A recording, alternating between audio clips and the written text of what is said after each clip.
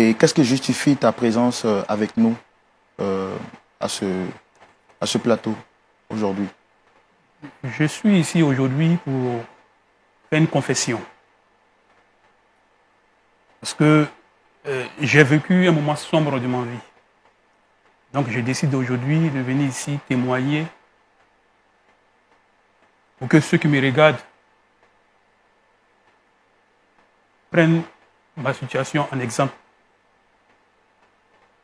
Ne pas commettre les mêmes erreurs. C'est ce qui m'envoie ici aujourd'hui.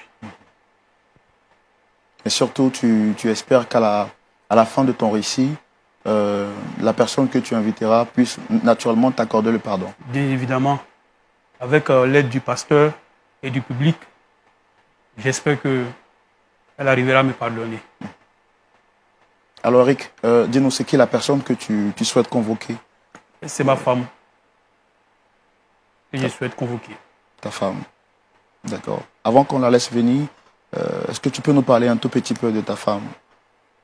Ma femme, déjà il faut dire, c'est une très belle femme.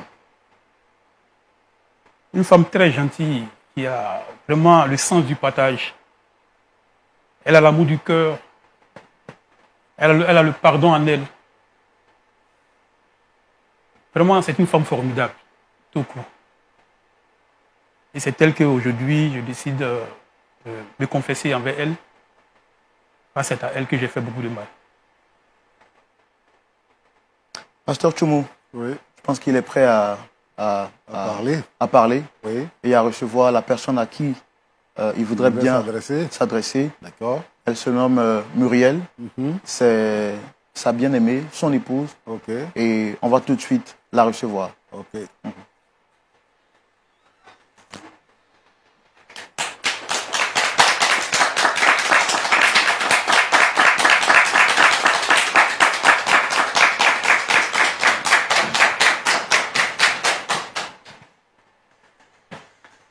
Shalom Muriel, Shalom, comment vas-tu? ça va. Moi je te dis bonne arrivée et Merci. bienvenue à ce plateau de Point d'accord.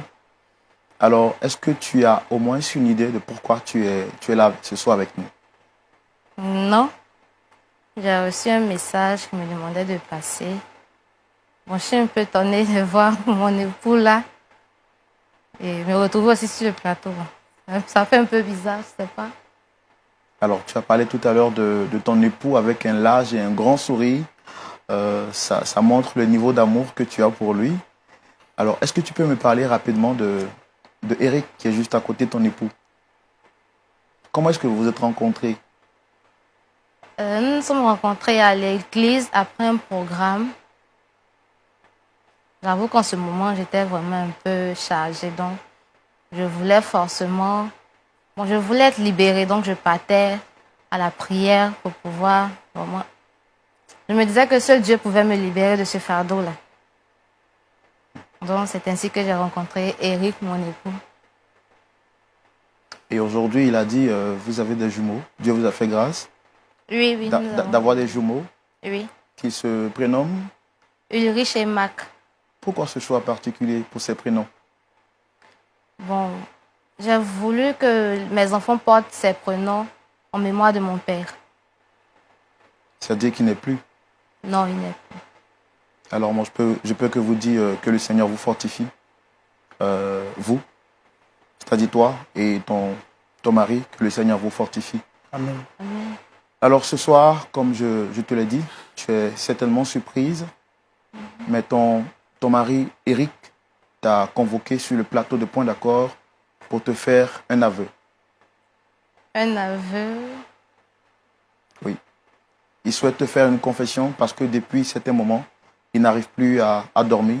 Ses nuits sont troublées et il a bien voulu passer sur le plateau de Point d'accord pour qu'avec l'aide du pasteur et du public, tu puisses naturellement recevoir son pardon. Alors je voudrais, s'il te plaît, te demander de le laisser aller jusqu'à la fin de son récit parce que ce qu'il a dit est très important. N'est-ce pas, Eric? Très important. Alors je pense qu'elle est là. Et comme je te l'ai dit, le pasteur Tchoumou toute l'Assemblée, également moi-même, nous sommes de cœur avec toi et nous te soutenons. Allez-y. Bébé, Oui, si j'ai tenu à ce que tu sois là aujourd'hui, c'est parce que je veux te faire une confidence. une confidence. Je veux Il me y a un confesser. souci. Laisse-moi aller au bout de mes idées. D'accord. Tu sais, j'ai un passé très sombre. Il y a de cela quelques années en arrière, j'ai perdu mon père dans un accident de circulation. Et l'héritage qu'a laissé mon père a été partagé par ses frères, soit disant que les enfants ne pouvaient pas hériter de l'héritage de leur père, que ça revenait aux frères. Et c'est ainsi qu'un ami de mon père a décidé de nous récupérer, moi et mes deux frères. Et moi, en son temps, j'avais 10 ans. Je ne voulais pas aller avec ce dernier. Je voulais aller grouiller un peu, comme on le dit, pour envoyer quelque chose à ce dernier, pour qu'il puisse aider mes frères. Et c'est comme ça que je me suis retrouvé dans la rue.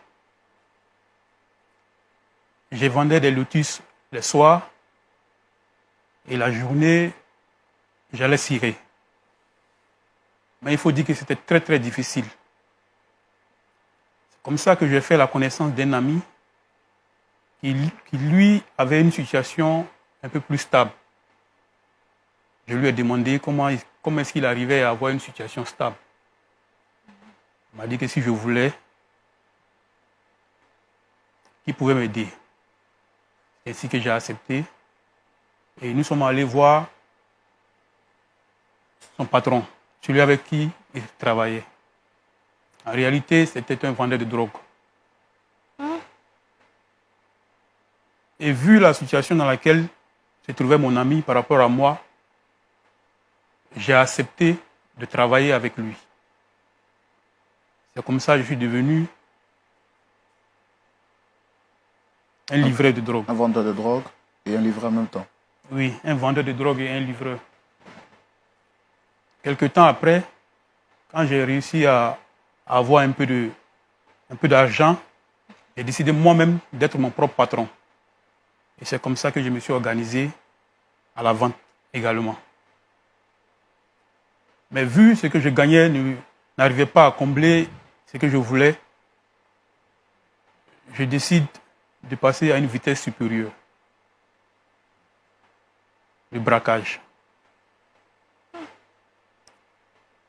Et on a braqué beaucoup. Ça, il faut le dire. Un samedi soir,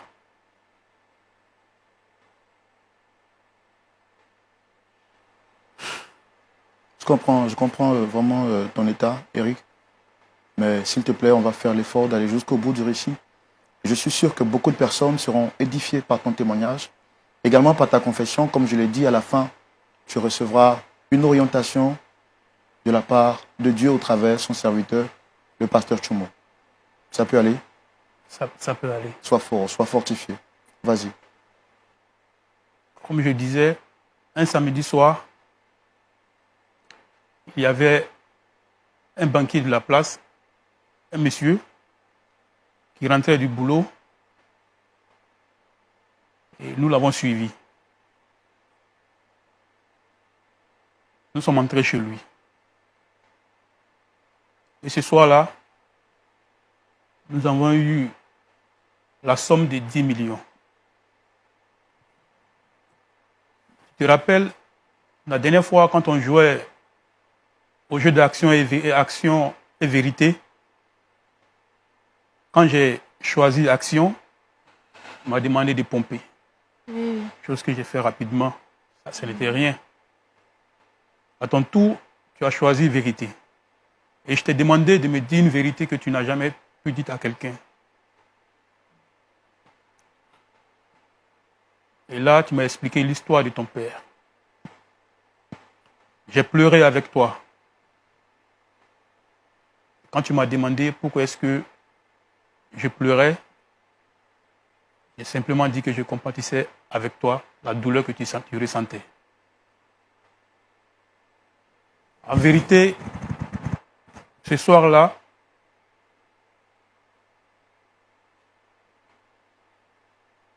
j'ai eu à violer la fille du monsieur en question, le banquier. Et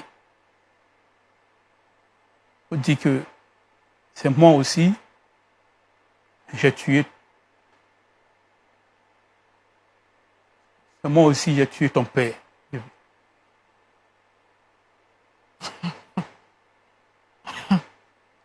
Excusez, mais je ne comprends pas jusqu'à présent. Eric, tu parles de quoi? Qu'est-ce qui s'est réellement passé, Eric? Ce soir-là, quand nous avons pris la somme de 10 millions, que j'ai vu, après ça, j'ai vu la fille du monsieur, c'était une belle fille. J'ai décidé de la violer. Et après moi, il y a mon binôme aussi qui voulait la violer. Le père ne voulant pas, il a abattu froidement. Eric, excuse-moi, hein. Je ne sais pas si tu t'amuses ou quoi. Bon, tu as parlé, je n'arrive pas à te suivre. Hein? Ce monsieur était comment? Il était grand, environ 1,80 m, teint noir. Mais il faut dire, avant ça, je n'avais pas encore donné ma vie à Jésus. C'était un soir, quand je revenais de ma balade, j'ai croisé un ancien brigand qui parlait de Dieu, qui disait qu'avec Jésus, on pouvait avoir la paix du cœur, le pardon. Et c'est comme ça que ces paroles m'ont touché. Et j'ai décidé de le suivre à son église. Et c'est là que j'ai fait ta connaissance. Et depuis lors, je regrette amèrement ce que j'ai fait. Bébé. Attends, tu plaisantes, tu t'amuses bien. Je sais que tu aimes beaucoup t'amuser, ça je sais, on s'amuse beaucoup à la maison, mais tu parles de quoi? Bébé, je te demande pardon. Je te demande beaucoup pardon pour ce que j'ai fait. Je n'avais pas encore donné ma vie à Dieu à son temps. Et franchement, je ne savais pas ce que je faisais. Bon, je n'arrive pas à comprendre, je ne comprends plus rien. Peut-être que tu t'amuses, tu plaisantes. Laisse-moi! Eric, tu parles de mon père!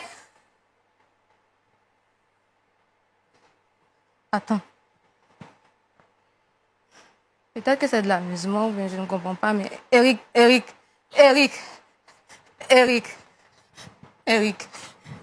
dis-moi la vérité. Mais tu es sérieux? je suis désolé. Eric, tu parles de mon père. Eric, s'il te plaît, dis-moi que tu t'amuses, Eric. Tu parles de mon père. Eric, tu parles de mon père, Eric. Je suis désolé. Est-ce qu'il s'agit de mon père, Eric? C'est toi qui as tué mon père.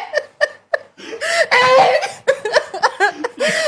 parle-moi, tu parles de mon père. Tu as tué mon père, Eric. Eric, parle-moi, tu t'amuses. Tu plaisantes, Eric, parle-moi. Eric, tu as tué mon père. Eric, c'est toi qui as tué mon père. Parle-moi, Eric. Eric, tu as tué mon père. Eric. Non, Seigneur. Non, c'est faux, Seigneur. Désolé. Qu'est-ce que je fais? Eric.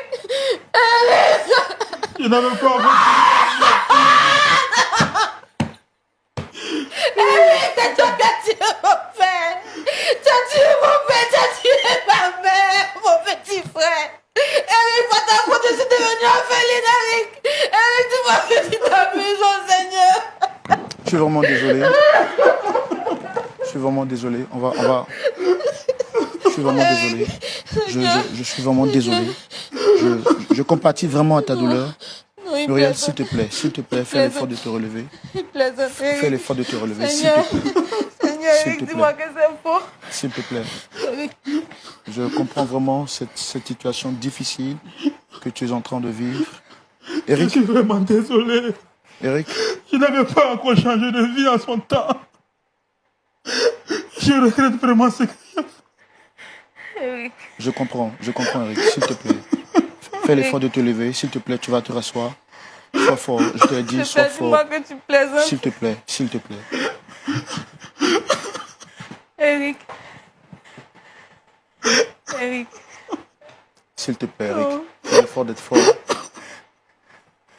Ressaisis-toi, s'il te plaît. Je comprends vraiment le chagrin, la douleur que tu vis à l'instant présent. Je te demande pardon. Je te demande pardon pour tout ce que j'ai fait. Non. Je n'avais pas encore donné ma vie à Jésus. Tais-toi, Eric, tu plaisantes, tais-toi. T'amuses, Eric. Arrête. Arrête. Non. Non, c'est pas possible. Pas possible. Eric, je sais que c'est très difficile pour toi. Mais dis-moi, à quel moment tu t'es rendu compte que le père de ta femme était celui que tu avais abattu?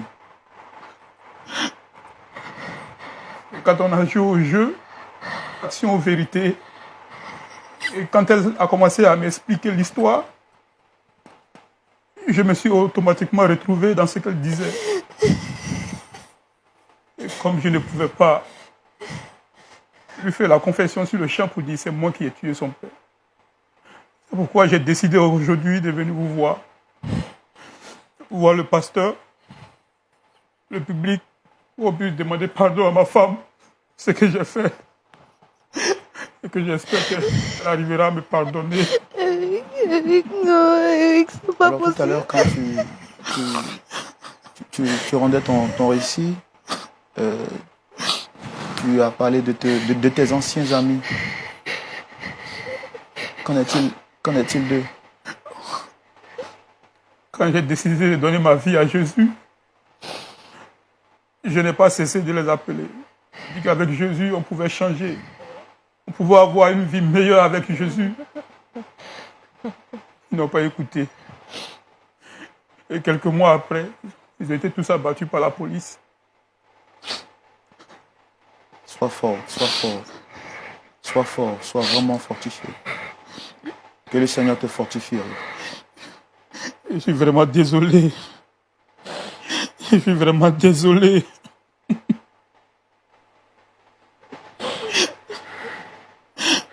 Muriel, je suis vraiment sous le choc et je comprends ta tristesse. Je la vis également. Je suis vraiment triste avec toi. Est-ce que tu peux, s'il te plaît, prendre courage et nous expliquer qu'est-ce qui s'est réellement passé ce soir? Muriel?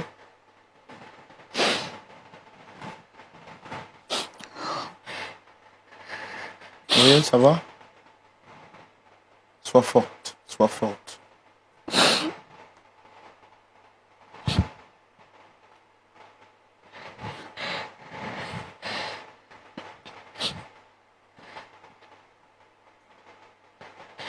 Muriel, qu'est-ce qui s'est réellement passé ce soir-là? Est-ce que tu te souviens encore?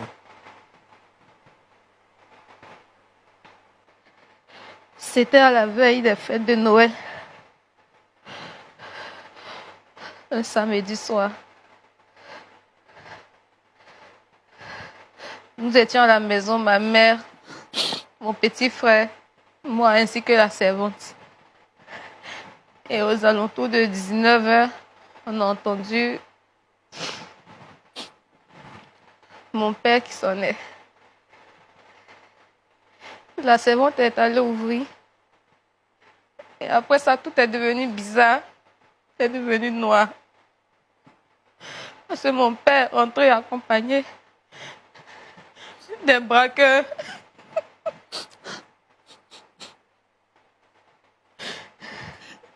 Ils avaient tous le visage couvert.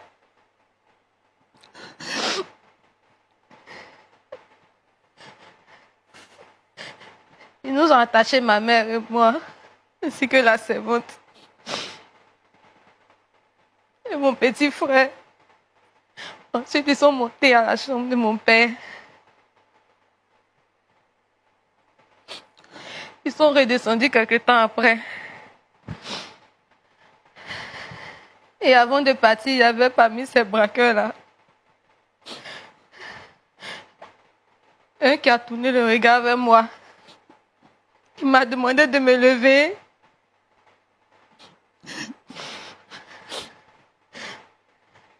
Il m'a demandé de me lever. Il m'a détaché les mains. Il m'a fait une proposition. C'était laquelle? Celle de coucher avec moi ou de tuer mon père.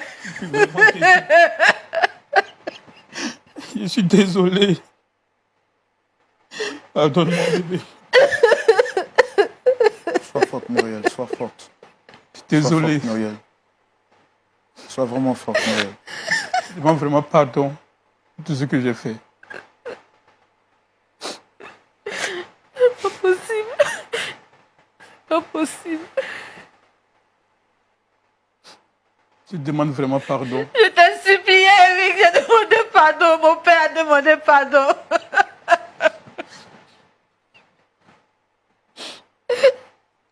Muriel, qu'est-ce qui s'est passé, s'il te plaît, par la suite?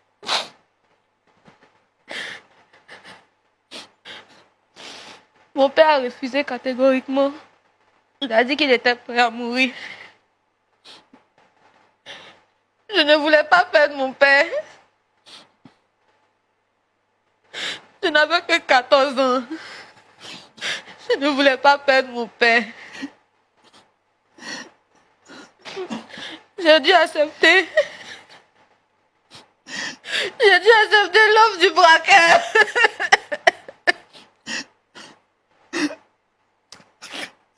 Pasteur, vous me permettez de me lever pour la consoler juste un peu. Elle est vraiment sous le choc. Muriel, vraiment, sois fortifiée. Sois fortifiée, sois forte. Sois fortifiée. Sois vraiment... Sois forte. Sois fortifiée. Je pense que le Seigneur est avec toi. Sois fortifiée. Sois fortifiée. Comme on le dit en Afrique, Yako. Yako.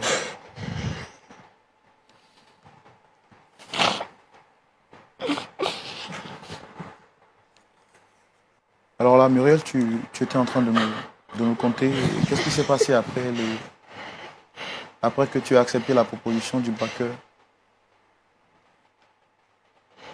J'ai accepté sa proposition. Après ça, il m'a violée. Et quand il a fini, il y avait un deuxième qui voulait aussi me violer. Et là, mon père s'est opposé catégoriquement. Il a bondi sur ce dernier. C'est ainsi que cet homme qui m'a violée a tiré sur mon père. Il a tiré sur mon père. Désolé, bébé. Je suis désolé. J'étais la seule à être détachée. J'ai dû courir vers mon père pour l'attraper. Mon père saignait. Seigneur, ils nous ont laissés là. Mon père baignait dans son sang. Je ne savais quoi faire. J'avais des cris. Maman pleurait. Et avant même d'arriver à l'hôpital, mon père est mort. Je suis vraiment désolé. Mon père est mort. Il est mort. Mon père est mort avant d'arriver à l'hôpital. Mon père est mort. Il est mort dans mes bras. Il est mort avant d'arriver à l'hôpital. On n'a pas pu sauver mon père.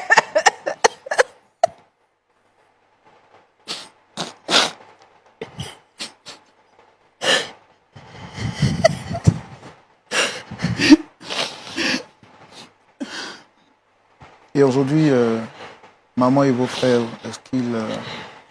où est-ce qu'ils sont aujourd'hui?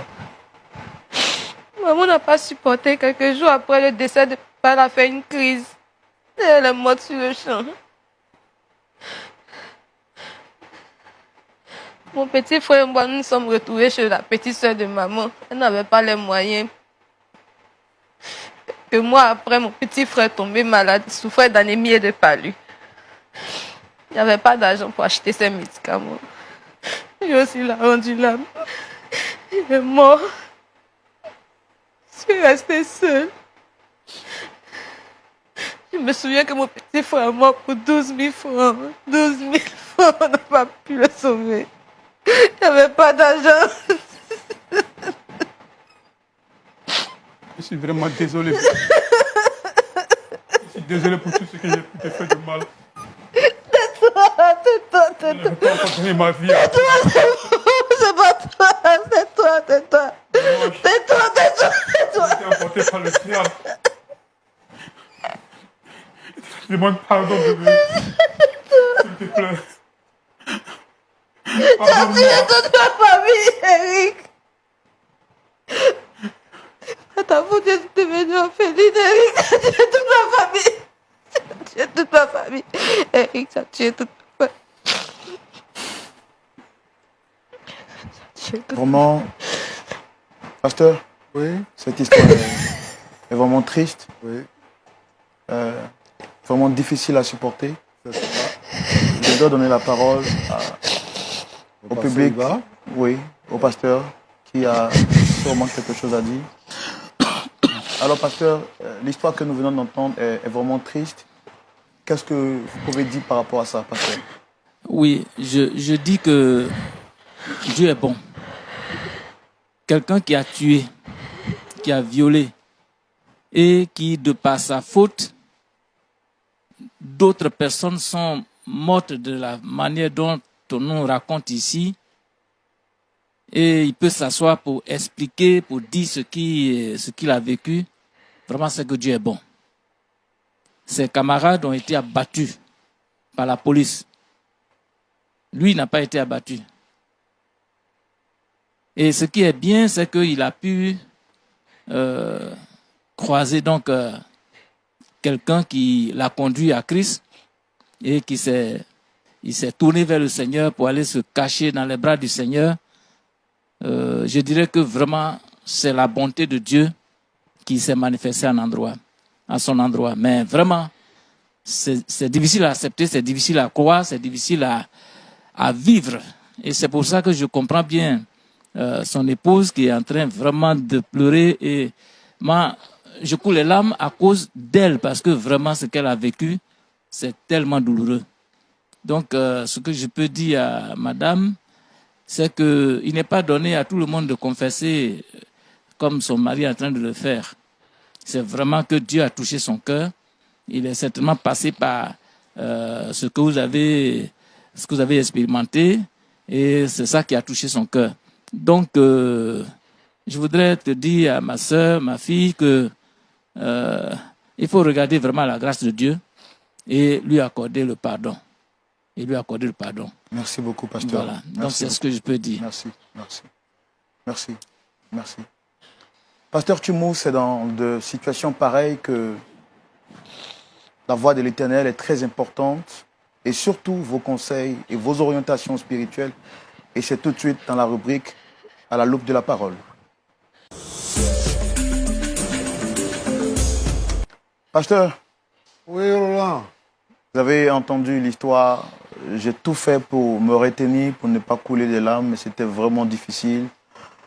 Je me suis mis à la place de notre sœur juste en face.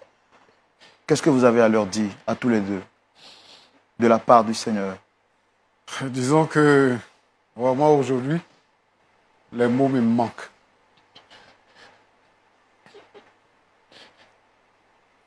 Les mots me manquent. Voyez-vous, la société dans laquelle nous vivons. Aujourd'hui, on insulte, on tue, on vole. Et voici la société que nous avons héritée, peut-être de la colonisation. des jeunes gens qui s'élèvent, qui commettent des crimes, et ils sont dans la nature.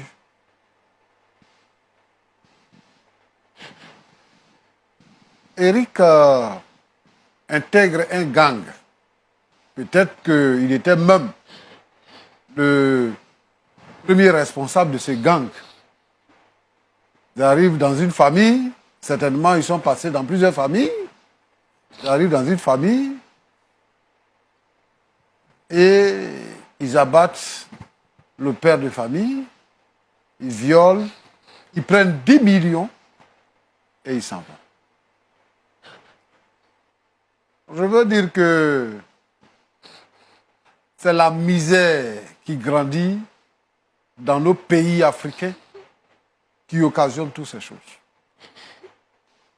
Il s'est trouvé dans une situation où il était obligé de cirer les chaussures, où il était obligé de vendre des papiers, des papiers lotus là, enfin, pour pouvoir subvenir à ses besoins. Oui.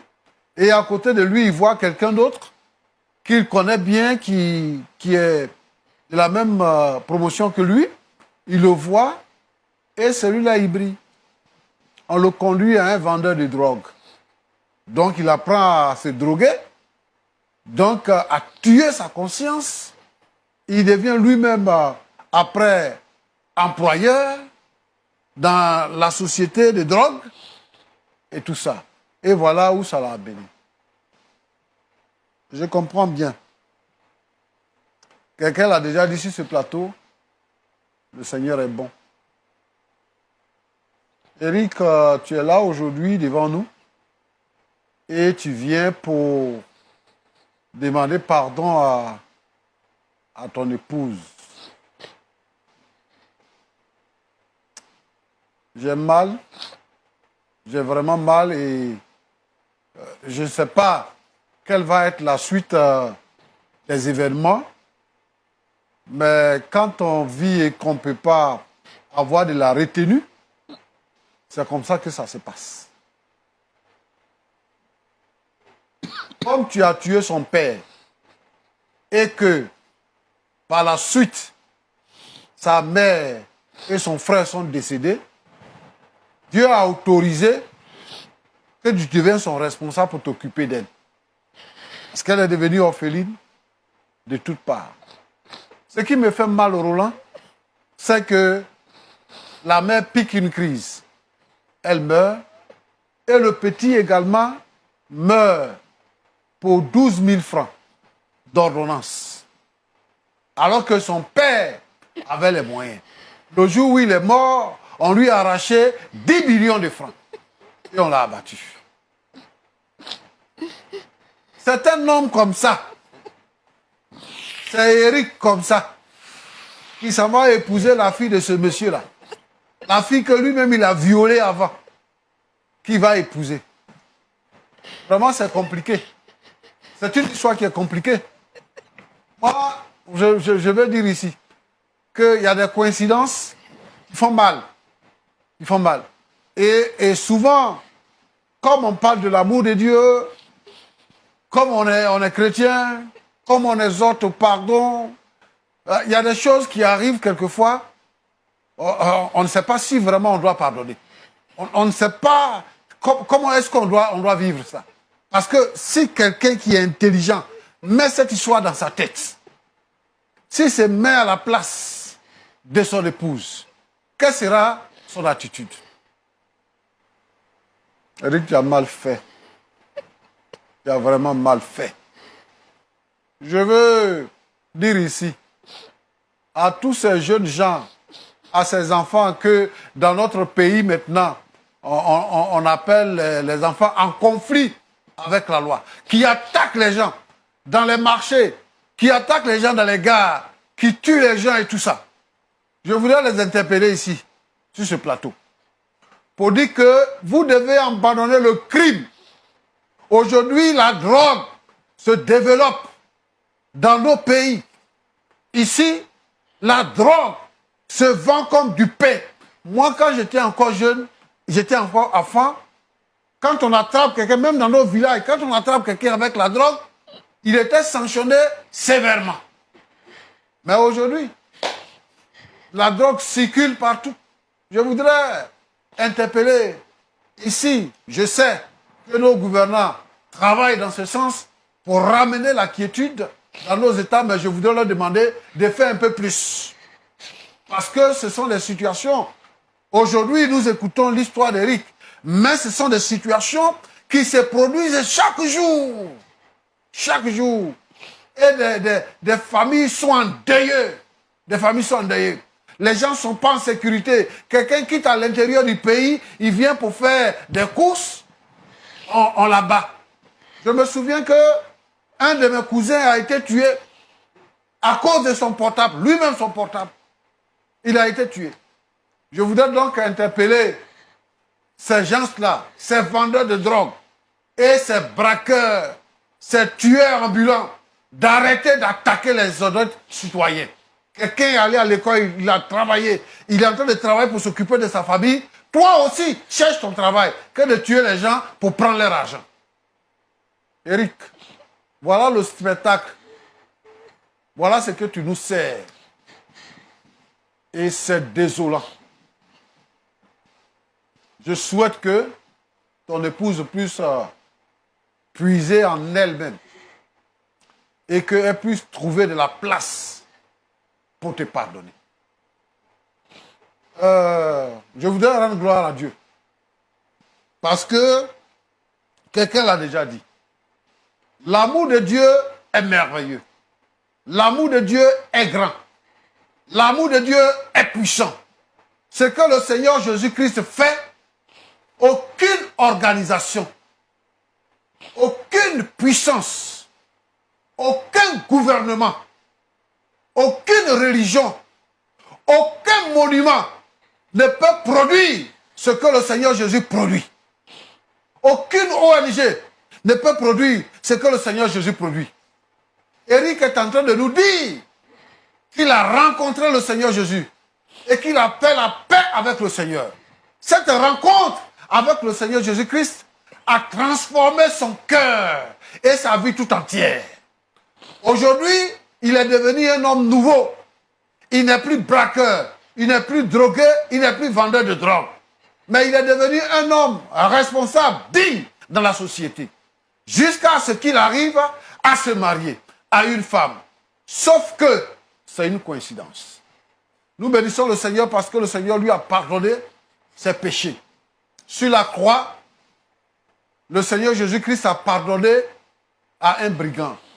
Le premier homme à entrer dans le paradis de Dieu après la mort et après la mort du Seigneur Jésus-Christ, le premier homme à entrer au ciel, c'est ce brigand-là. C'est un brigand, un tueur, un voleur, un braqueur, et même peut-être un drogué que le Seigneur a sauvé pour entrer dans le royaume des cieux. Et nous suivons ce brigand-là. Je voudrais donc demander à tous ceux qui sont parents de l'épouse d'Éric, tous ceux qui ont été les amis de ce couple-là, de pardonner à Éric. De comprendre qu'il n'est plus la personne qu'il a été, mais que désormais, sa vie a changé. Il est une nouvelle personne. C'est ça qui lui donne la capacité de confesser publiquement et de demander publiquement pardon à son épouse. Ma fille, je sais qu'aujourd'hui, tu avais 14 ans, mais aujourd'hui tu es une femme mère de jumeaux. Mais c'est aujourd'hui que tu fais les funérailles. Roland avait souhaité qu'on te console. Moi, je n'ai pas voulu me lever pour le faire parce que j'ai voulu que tu pleures et que tu libères ton cœur et que tu libères tes pensées. Tu es chrétienne. Tu as accepté Jésus. Et je sais que quelquefois, quand tu es assise là, tu dis, mon père, ma mère, mon frère sont décédés, mais Dieu m'a amené quelqu'un qui m'aime. Dieu m'a amené quelqu'un qui me respecte. C'est ce que tu te dis. Et tu l'as qualifié tout à l'heure comme quelqu'un de merveilleux. Effectivement, le Seigneur a investi en lui pour qu'il soit merveilleux. Et quelqu'un a dit, que j'ai écouté, tout ce que Dieu fait est bon. Et donc, je pense que Dieu a bien fait. Et je veux que tu pardonnes à Eric. Tu es déjà avec lui, c'est ton époux. C'est une situation qui est arrivée. Et je veux que vous puissiez être des gens qui puissent conduire l'amour de Dieu, permettre à ce que l'amour de Dieu soit compris. Pardonne à ton mari. Vous êtes ensemble, il est ton père désormais, il est ta mère, il est le père de tes enfants, et fais-lui confiance. Il n'est plus la même personne. Maintenant, il est un homme nouveau. Je souhaite que le Saint-Esprit parle à ton cœur. Que Dieu te bénisse. Voilà ce que je voulais dire. Pasteur, vos paroles tombent à point nommé et vos paroles sont pleines de sens. En tout cas, je suis sûr que par ces paroles, vous avez parlé non seulement au couple, mais au-delà à toutes ces personnes qui pourraient traverser une situation pareille. Le temps qui nous est imparti tire à sa fin. Je voudrais, avant donc de conclure, vous demander, pasteur, de les recommander à la grâce de Dieu, parce que ce serait trop rapide de demander à la sœur Muriel de pardonner maintenant. Je crois qu'avec votre soutien, également le soutien de leur pasteur en collaboration, pourrait donc les aider à atterrir à ce point du pardon.